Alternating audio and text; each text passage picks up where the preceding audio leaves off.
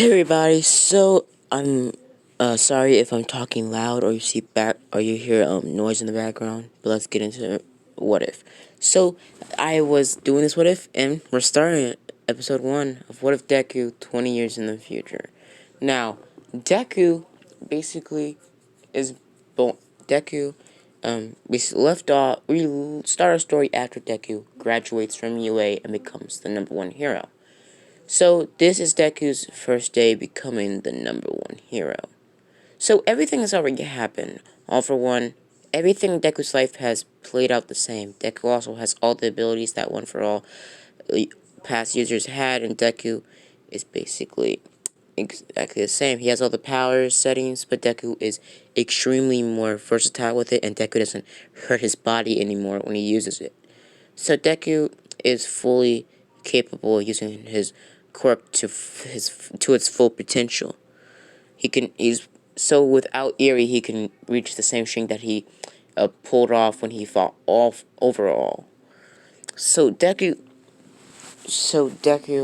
is basically walking down the street patrolling, and everybody's walking around Deku asking for his photograph and his um signature and all that other stuff and his autograph.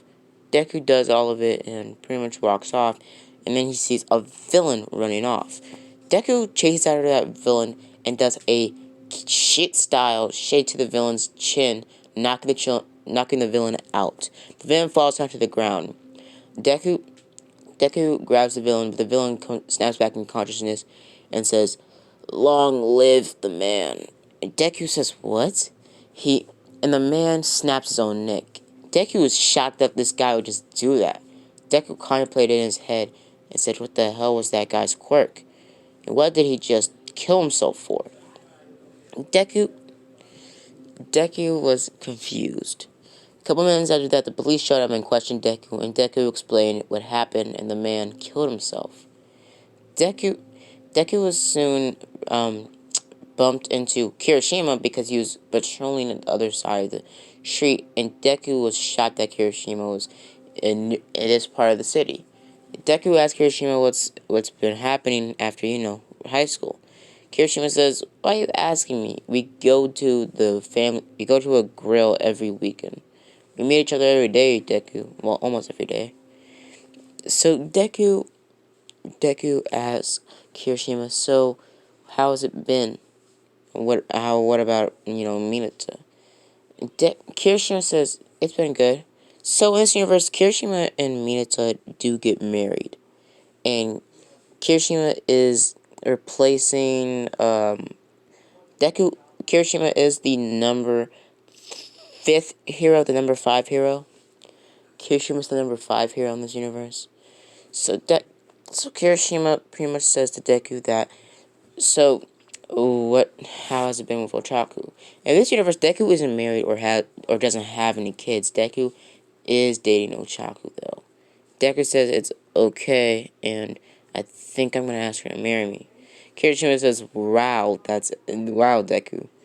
Pretty much after that, they start talking, and they hear a huge explosion. Deku and Kirishima spring off, and luckily, Todoroki and Bakugo were in the same facility. Deku was running to building, jumping off building, and super jumping up into the air, using his black whip to building, Spider-Man flipping all the way down there. Deku eventually recognized that it was a huge it was a huge berg of ice pushing somebody up into the air. Deku recognized it was Todoroki. So Deku sees it's Todoroki up into the air. Basically, the pictures that I'm going to be showing you, they don't belong to me. They don't. I can't stress that enough. They do not belong to me. They belong to... So, yeah. Deku pretty much sees Todoroki up into the air. They switch to Todoroki. Lands down, and he looks around, and he sees a man with a fire quirk blasting everything in sight. He recognizes the man has sort of explosion quirk / fire quirk.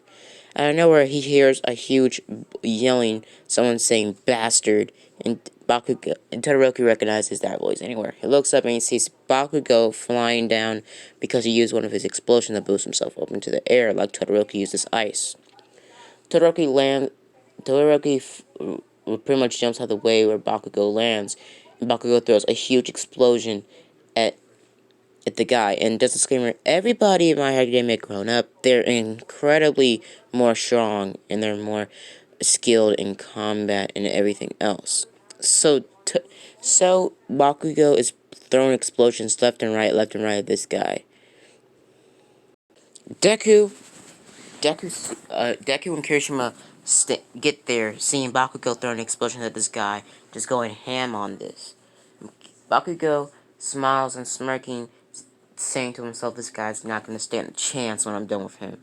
But out of nowhere, they see a huge Dobby, like 5 times bigger than Dobby type of flames. Not blue, but as big as them. Just blasting everybody away. Deku uses Black Whip to try to whip the flames in sort of a motion, pushing the flames off of him. Successfully doing it, but being still pushed back like the rest. Deku falls into a car, but Kirishima falls into a nearby electrical pole.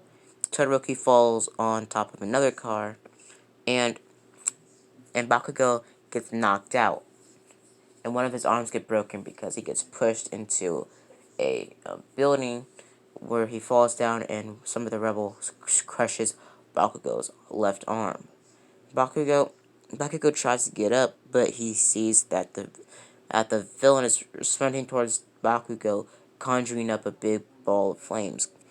Kachan takes a last precaution, takes his grenade out, pulls the pin, and throws it right at the guy when he's about to use fire, making the guy make the explosion more ignitable, making it bigger, blasting the guy to smithereens. The guy is on the floor, burning alive. Pretty much all of his flesh is like burned off. Half of it is all burned off, at least. Todoroki goes over there and uses his ice quirk to try to cool down the guy. Kirishima tries to help Todoroki. All Might, Deku, pulls off the rubble off of Bakugo's arm. And Bakugo gets back up and cusses at Deku about how he wasn't strong enough to just get in there. And I had to deal with it myself. I should be the #1 hero. Now, in this universe, Todoroki's the #2 hero, and Bakugo's the #3 hero. So Bakugo is more stingy because he wanted to be a #1 hero, but now he's the #3 hero. So Deku just is pissed off at Deku and just walks off. Walks off. Deku goes to the hospital and they call in Recovery Girl, and Recovery Girl helps Bakugo out. Bakugo goes back on hero duty the next day, and Deku is at home working out. Deku gets an email from Todoroki about how we have to do a meeting. Deku goes to the meeting later that day in his hero costume. So Deku goes there in his hero costume the next day. Later that day. Sorry, guys. And walks into the meeting. Deku sees all of his old high school buddies there, and they sit down. All of them explain about how they were taking out a villain yesterday, and all of them killed themselves.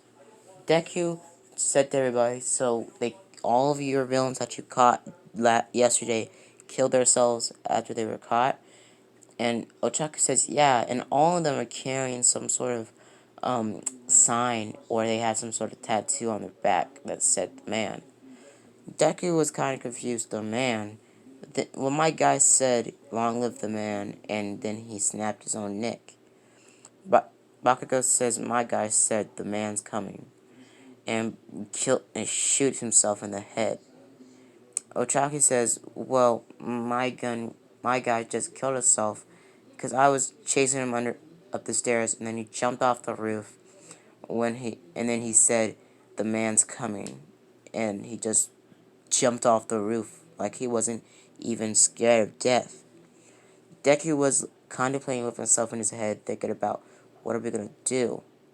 this isn't good for hero society. People are just, if villains are just killing themselves, this is gonna look really bad. And why is this even happening? Bakugo Bakugo goes on his phone, and Deku looks at Bakugo with some sort of, confused look, saying, "Why are you on your phone? You're talking about villains killing themselves." Bakugo says, "Well, this is kind of boring because no one's saying anything, so I'm just gonna go on my phone, look on Twitter." Bak- Todoroki grabs Bakugo's phone and says, "Be serious for once." Bakugo says, I'm always serious. Now give me the hell my phone." Bak- Bakugo gets his phone back and goes on his phone again. And Deku realizes that Denki's on his phone as well. Deku gets pissed by this, but Ida's sitting right next to Denki and smacks Denki right in the head, right in the neck, and says, "Don't do that." Denki gets a little bit pissed and conjures out electricity in his hand and says, "You want to do that one more time?" And Bakugo says, "That's kind of like, no, he like me, kind of." Todoroki Todoroki's kind of pissed as well because it's just a bunch of noise and racket, and everybody's arguing with each other right now. Deku slams on his hand and says, "Stop." Everybody stops and sits back down, and Deku explains to them that, pretty much we need to know who they're working for. It has to be someone like Overhaul, right? Ter- and another and Deku gets an email from Deku. Is actually in this universe, Deku is training Eri because in this universe, Eri, all the children in My Hero Academia are now in My Hero Academia High School. So Deku emails to Eri later that day, maybe at 3 o'clock. I'll train you, okay, Eri? But now I have something to do. And he puts away his phone. Denki's mouth is wide, saying, "You just went on your phone, and you talking about us?" Deku says, "What? It's not like that." But Todoroki says, "Whatever."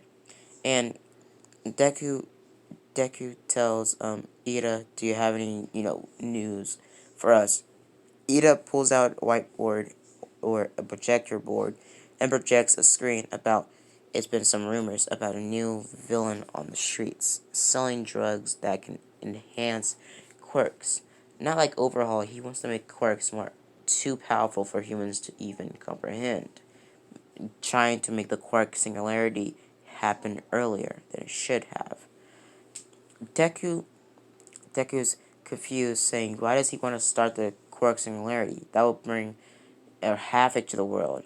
And pretty much Ida says, "Exactly. He wants havoc in the world so he'll have everything.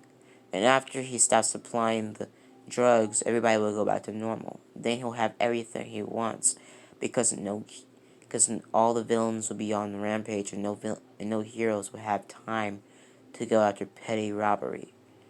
Deku Deku listens to the story and sees himself as sort of a full plan uh, kind of motion. Deku realizes that, so we're gonna have to need some spies. I know a friend. She might be able to help us. They call in later that day. They call in Jinx, and Jinx is tasked with the situation and pretty much just uh, make an illusion, make herself look like Deku and be standing on top of a roof, pretty much vulnerable. And Deku and the rest of the heroes are gonna be spotting Jinx to make sure she doesn't get killed. So Deku gets ready to jump in there as soon as they hear something go off. And then they hear a bigger explosion, like a freaking nuke loud explosion, and everything shakes underneath the floor. Jinx breaks out of her illusion and says, "What the hell's going on?"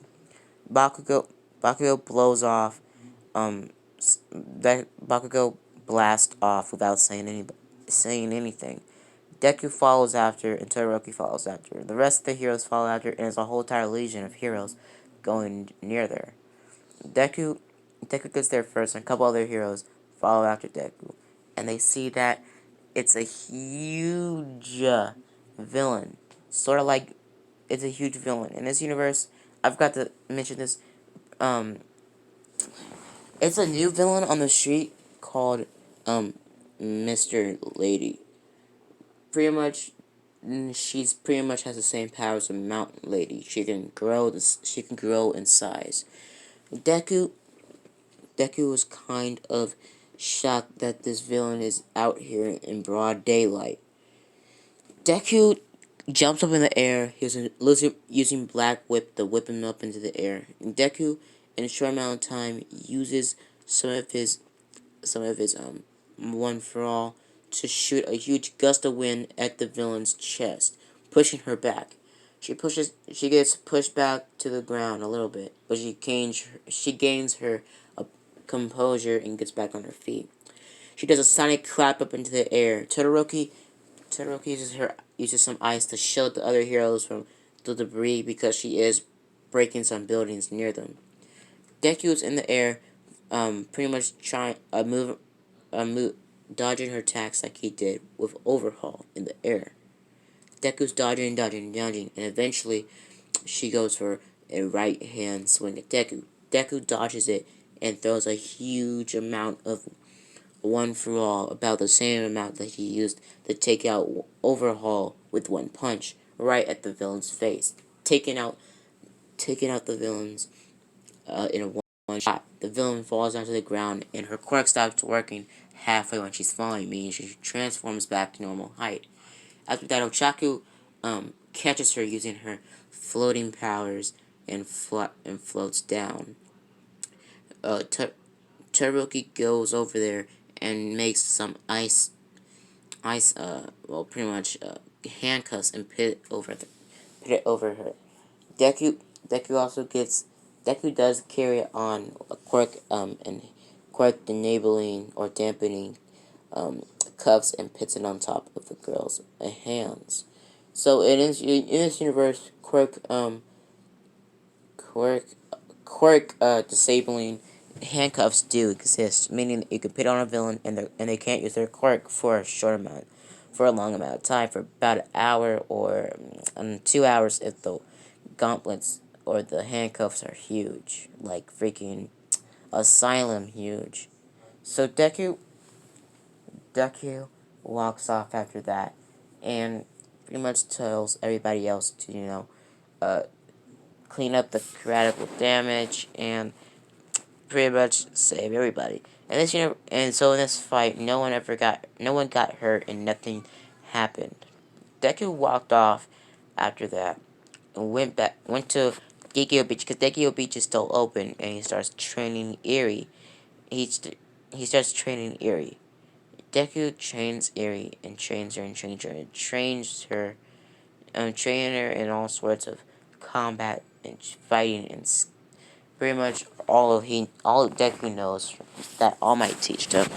So Deku eventually is done training Eri, and Deku tells Eri to go back home. Eri walks off, and Eri does live with Azawa. So Azawa is still a UA teacher. He just has a more noticeable beard, and he has longer hair with a little bit of white streaks in them. So Deku goes back home, and he gets an email from Ochaku about do you want to have a date tonight? Deku says yeah, emails her, and goes on a date with her that night. After their date, they go back to Deku's house, and you can imagine what happens next. So the next day, Deku gets up, gets in his hero costume for his next day of being a hero, and goes on a patrol. So I'm gonna leave it up here. See you guys later, and stay tuned to see who's the main villain again. Who's the main villain behind all this? See you guys later. Bye.